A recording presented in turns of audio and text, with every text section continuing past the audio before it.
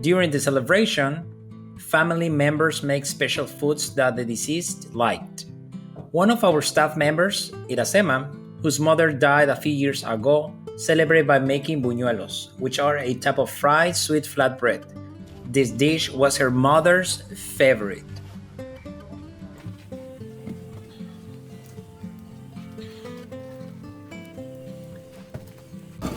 Hola, buenas tardes. Mi nombre es Iracema.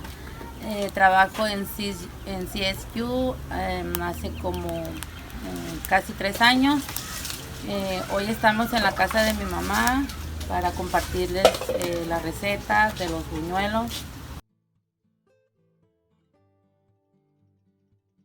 Soy Andrea, trabajo en CSU hace 1 año y medio y Iracema y yo somos amigas del CSU.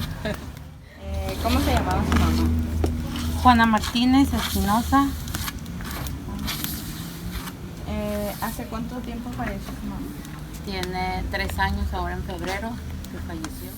¿Qué es un recuerdo que tiene de su mamá? Pues recuerdos, que era muy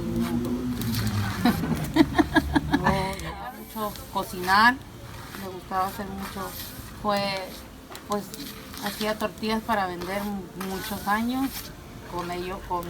con eso casi nos mantenía a nosotros, hacía los fines de semana menudo, tamales, nos mandaba a vender, era de muy pocas pulgas y si no le sacabas plática, pues ella no te platicaba.